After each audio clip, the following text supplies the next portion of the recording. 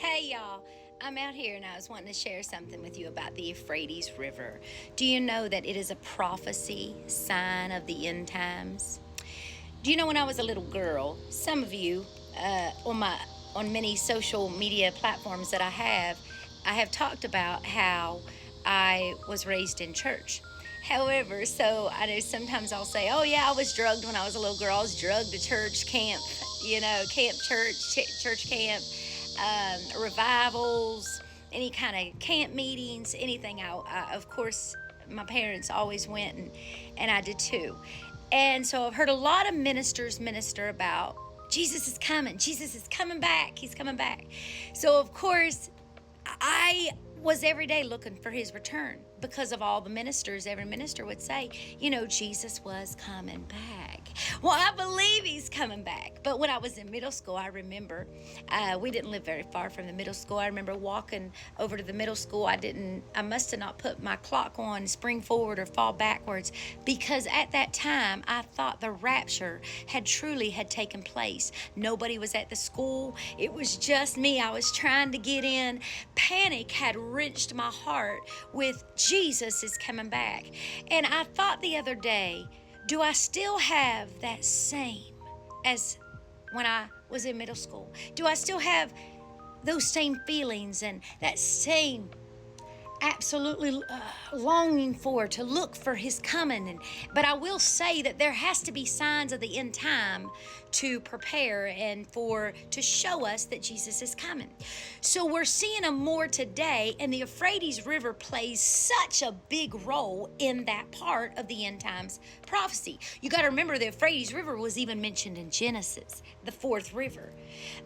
So it is back from whenever even Adam and Eve, Garden of Eden, Euphrates existed, the river. It created boundaries for Syria and for the different countries, and Jordan and Israel and all the different ones. And it was a water supply. It is, I should say, and for boats and different things. But in Revelation 9, John the Revelator, God had taken him forward to see of the things that was going to come to pass. And so never before Euphrates River has been drying up, but it is now. There also, when Satan was in heaven and he got more powerful and prideful, Jesus had casted him down. We all know that. And he was director of music.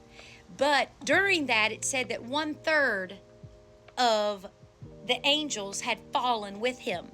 Now you think about 1/3, that's millions up in the heavens. If you go back into biblical, and you have to go back into that and understand and see and get the information of that, was a lot. But there was 4 particularly that Jesus had bound up in the Euphrates River. Well, now as news and all the different things on social media, they actually taken the microphone and camera to hear the cry and screams of those demons that are leashed down in the Euphrates River.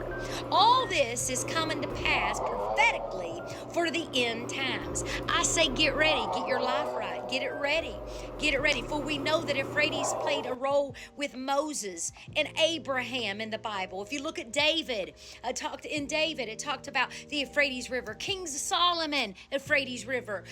The prophets of Israel in the Bible talked about Euphrates River. Actually, Euphrates River was mentioned 27 times in the Bible. So I want to tell you that there is importance of these end time signs that the Lord is preparing and showing us. Let's not be ignorant.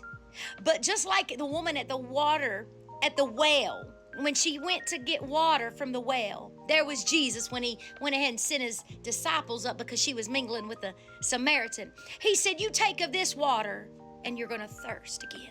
But you take of the living water and you'll never thirst again. He said, knock and it shall be open unto you. I know we've all done some things.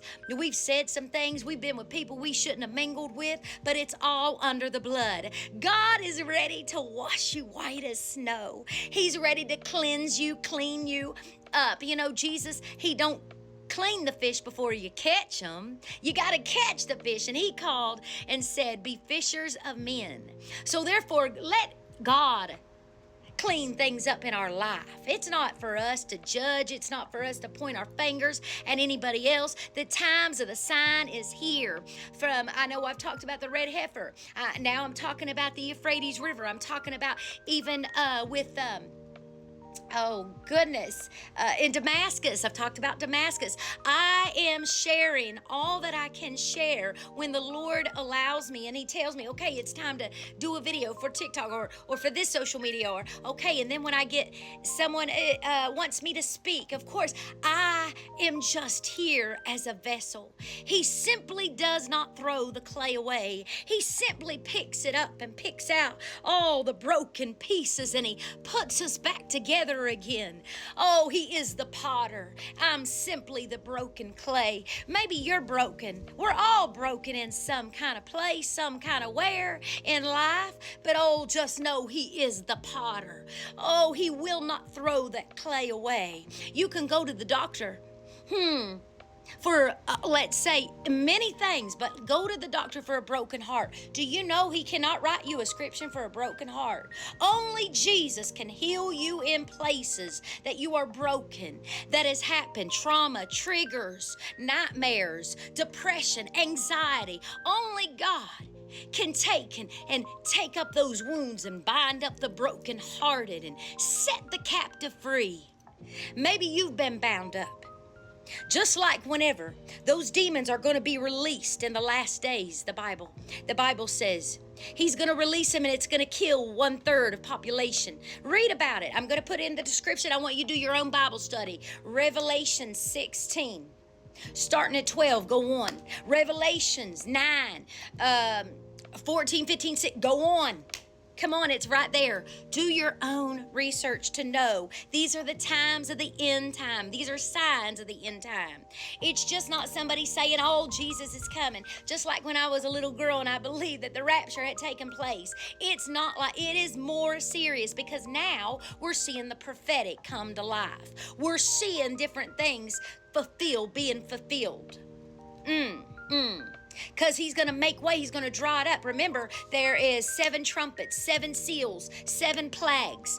And when the angel takes out his bowl and he pours upon the sixth angel takes his bowl and pours it out and it dries up the Euphrates River completely, it makes way for the kings of the east, the ones that are against Israel, to make way for their army. All ready for Armageddon. He's coming back, y'all. Some of you might have heard about the 200 Muslims that had the same dream in the same night. God is getting a hold of his people. All of this and all the war is over Ishmael. But God is wanting to restore and bring them back. We know, some of you may know about Ishmael, about Sarah and Abraham, and had Hagar, which was a concubine, a servant made to Abraham.